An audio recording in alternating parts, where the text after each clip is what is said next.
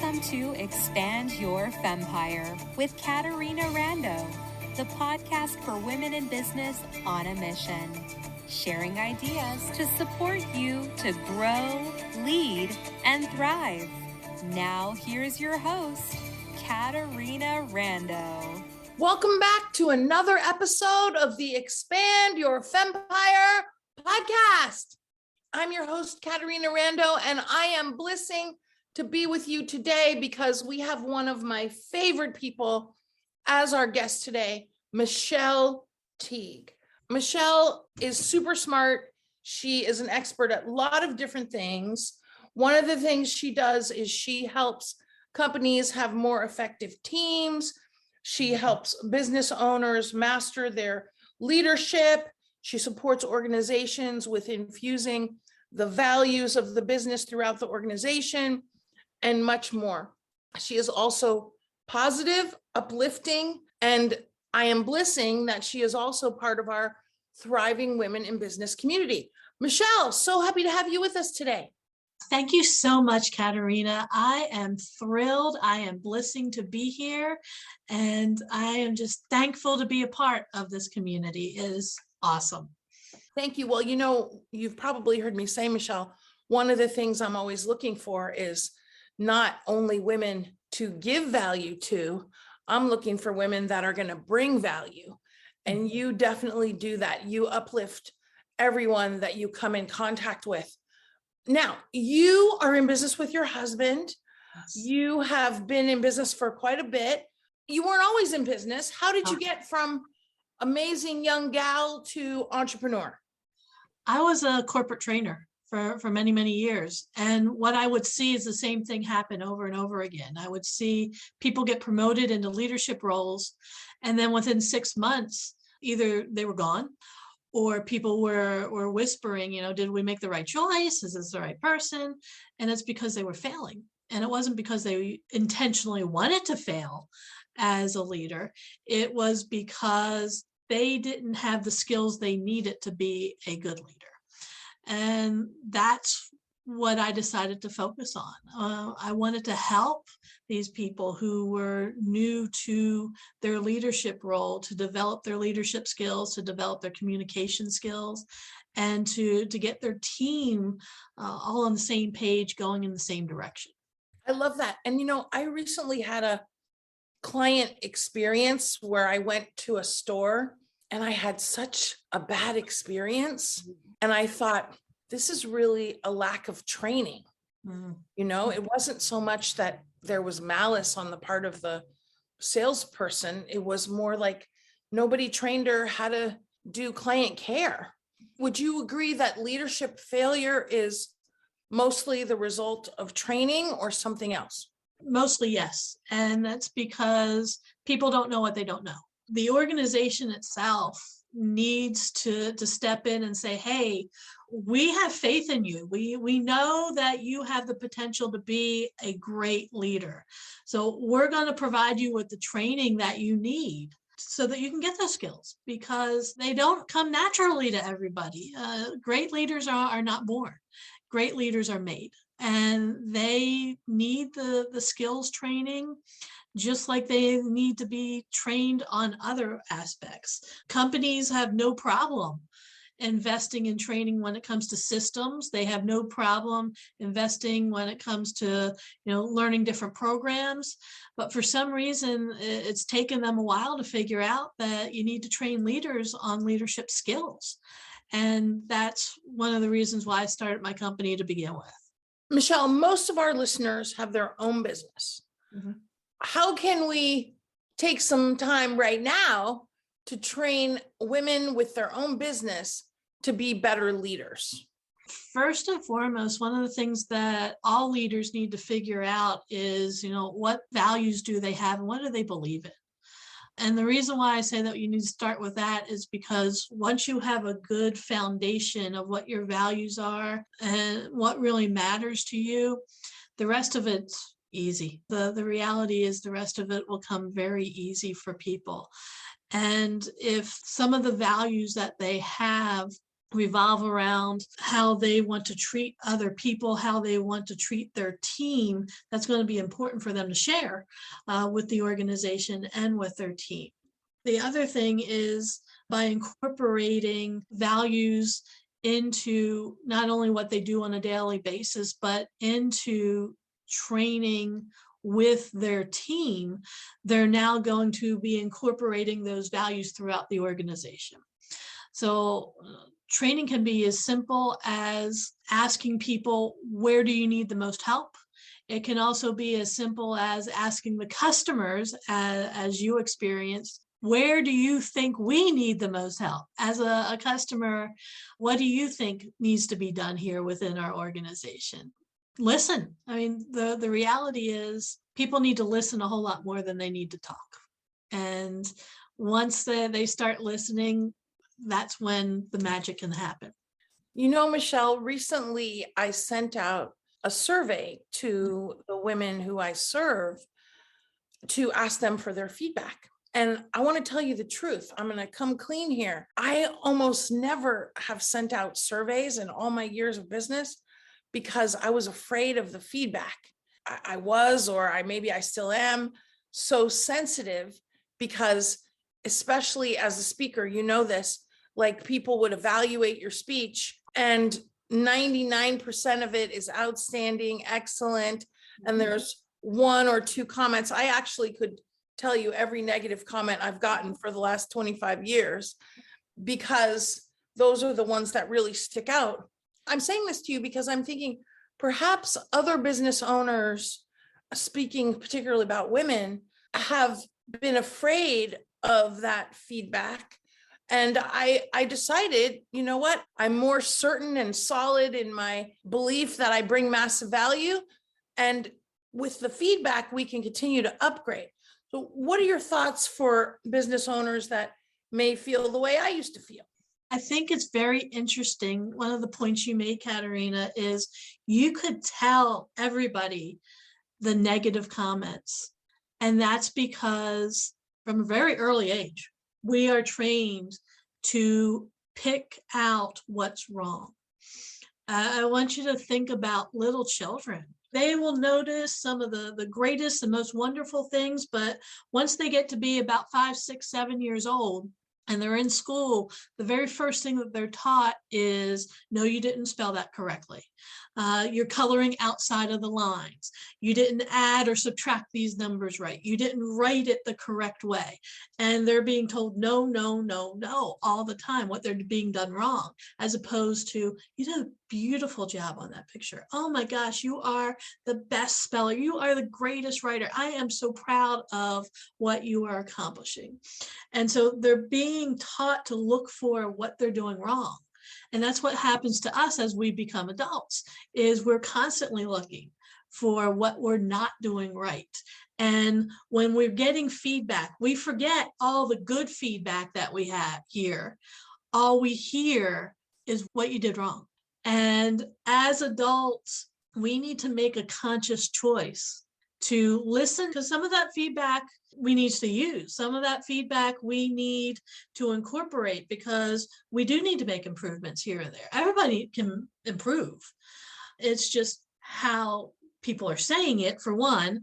Are they being kind when they're telling you this? But the other thing is, you also need to hear the good feedback. You need to hear what you're doing well, because we need to continue to focus on our strengths. There's a reason why it's a strength. More than likely, there's a reason why people said, oh my gosh, you do a fabulous job doing this, and I want more of that. And so feedback truly is a gift that we need to look for from other people. From other people, from our clients. One thing, Michelle, and you tell me what you think about this, okay? Because I've often believed that I'm not interested in feedback from every Tom, Dick, and Harry, Mary, Jane, and Sheila. Mm-hmm. I'm really only interested in feedback from my clients and trusted sources. Trusted sources would be colleagues that know me and respect me. What are your thoughts on that? I tend to agree with you. The worst thing that somebody could do is if they're a complete stranger to walk up to you after they just heard you speak or after a presentation or after a training and say, I thought you did really good here, but here's what I think you need to change. And it's just like, I don't know you from, Tom, Dick, and Jane off the streets. Why should I listen to what you have to say? And you're right. When it comes to listening to our customers, listening to our clients, listening to our friends and colleagues, because we've got a vested interest in them. We've got a vested interest in providing them with the information and with the services that they want. So it makes a lot more sense to pay attention to them than it does to complete strangers. I will say, related to this, early in my speaking career, I created a boundary because as a young speaker, I was having people come up to me and give me unsolicited feedback. When people would say, "Can I give you some feedback?"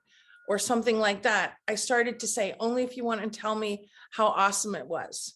Because inevitably they wanted to tell me how to make it better. And that would be very challenging for me. And here's the thing, speaking is a very vulnerable act.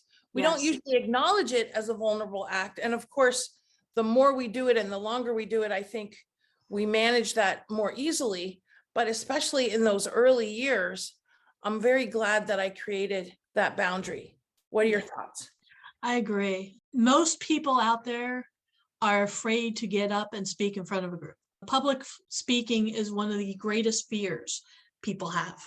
It's difficult. It can be very overwhelming. It can be very stressful. There are some people who just can't do it. There are a lot of people who can't get up there on a stage and talk to a group of people.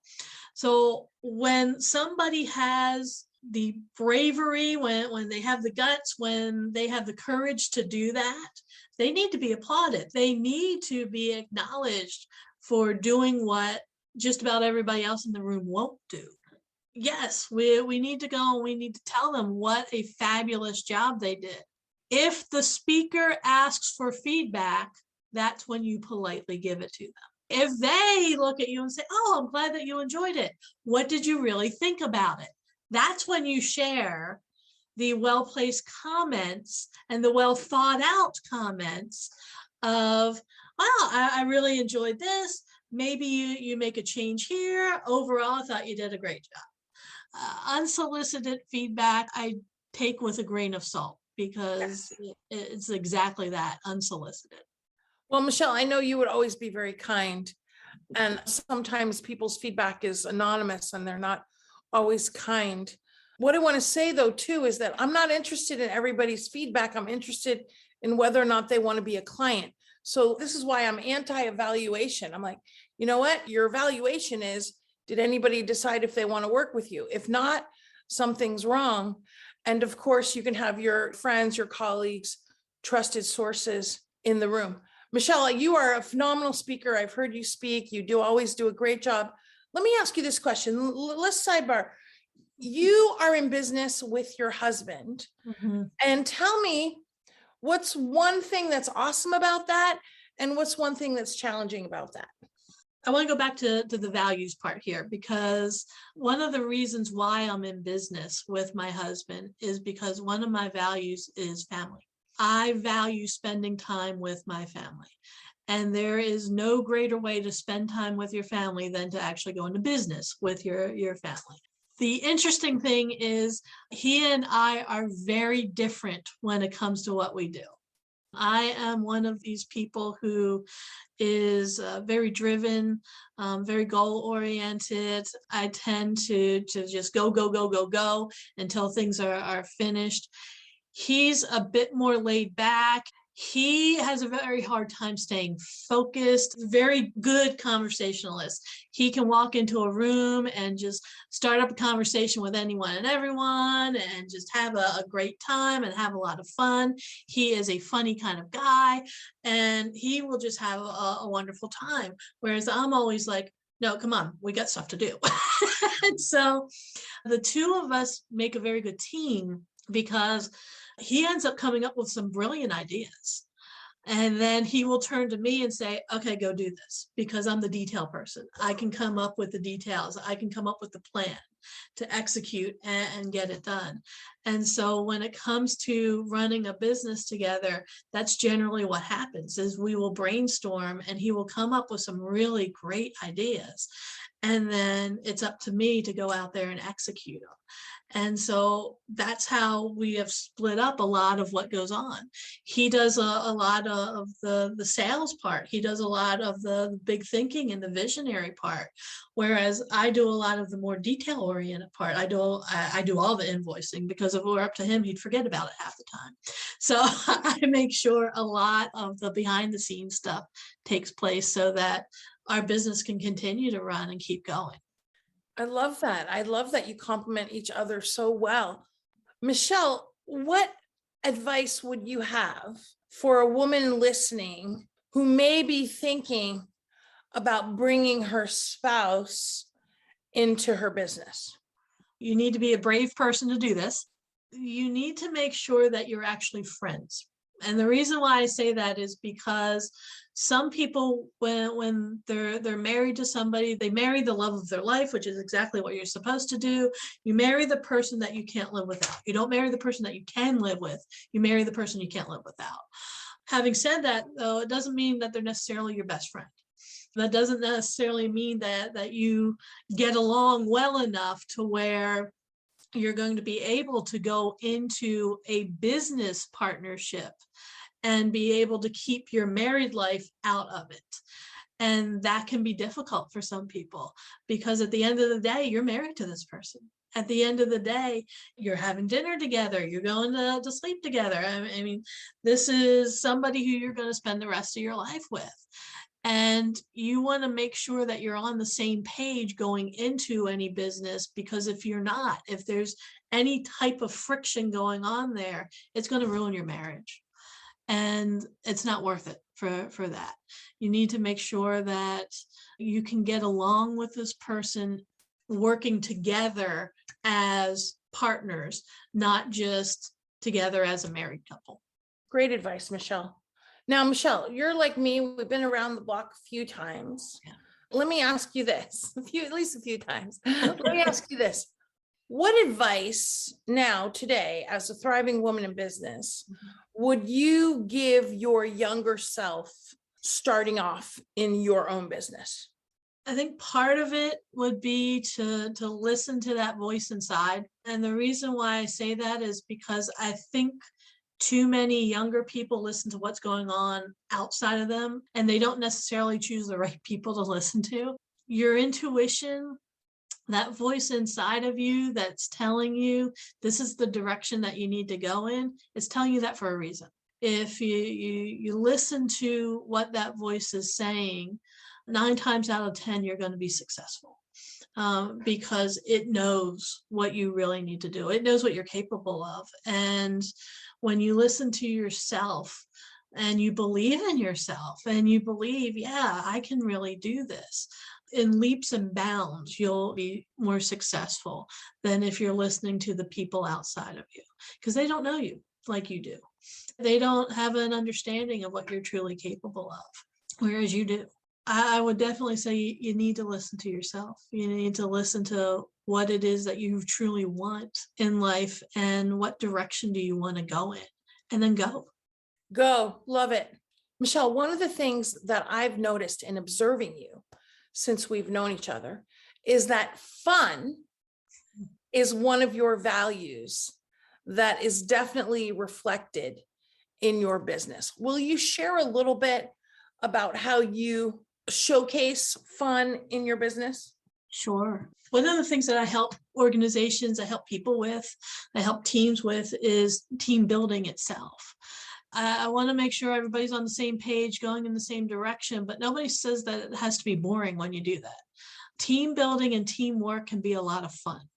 And one of the things that I do is I actually play what's called a leadership game.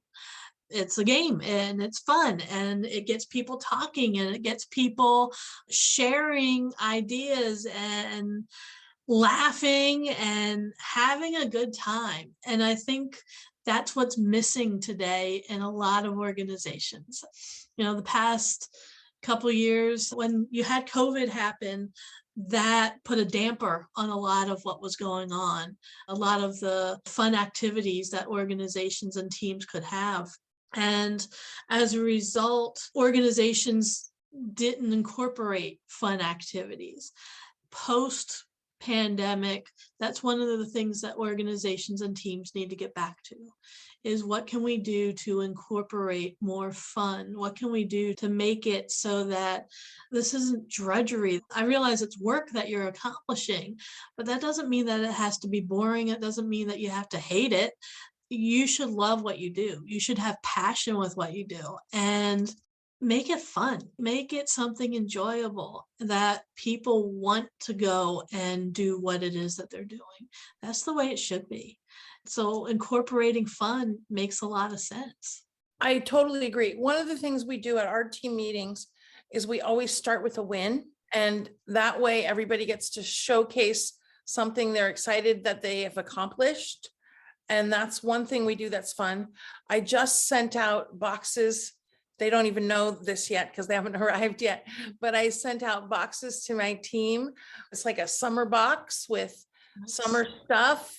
It includes Cracker Jacks and brownies and stress balls and a few other things. And of course, a check just because for the summer to treat themselves to something. The unexpected surprise is always a good piece of fun.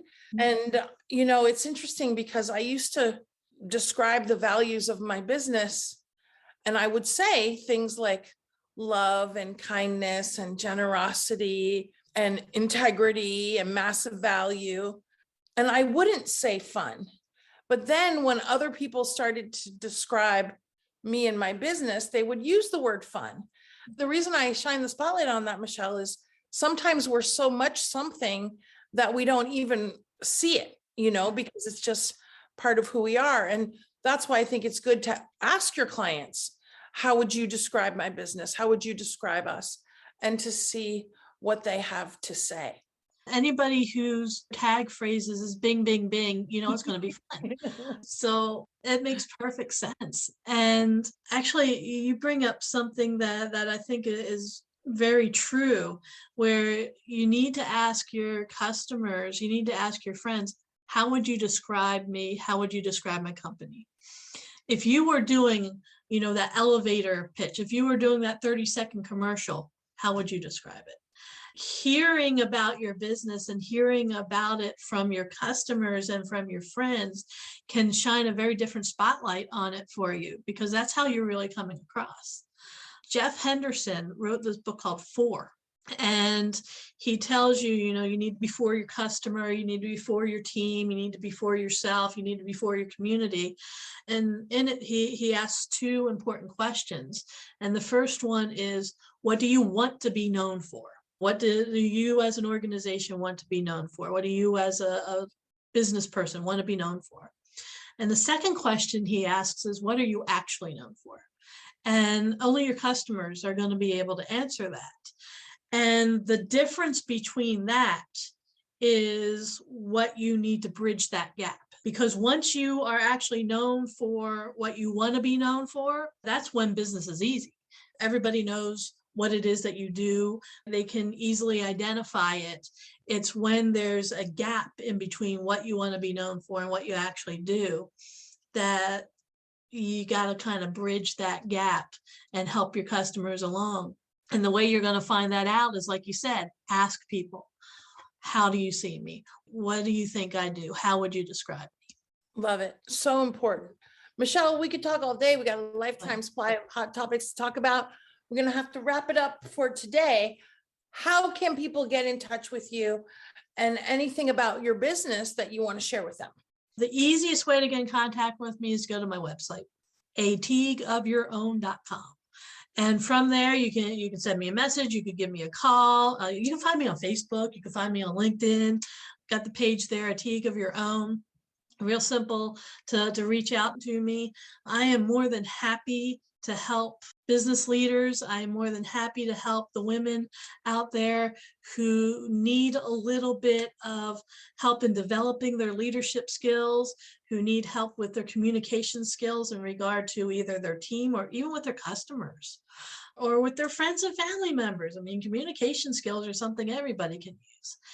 And I'm also more than happy to help people with team building and getting everybody on that same page and going in the same direction so that you're achieving the goals you want.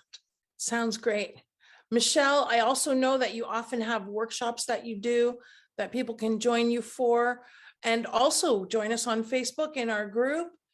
Hopefully you loved this podcast episode as I did, and you'll listen to some more podcast episodes and subscribe and give us a review. Most importantly, I want you to remember that you have massive value to bring. There is a lifetime supply of people to serve. As Michelle said, run your business based on your values so you can sell more, serve more, and most importantly, uplift more lives. Bing, bing, bing. Thank you, Michelle. Thank you, Caterina. We hope you enjoyed this episode of Expand Your Fempire with Caterina Rando.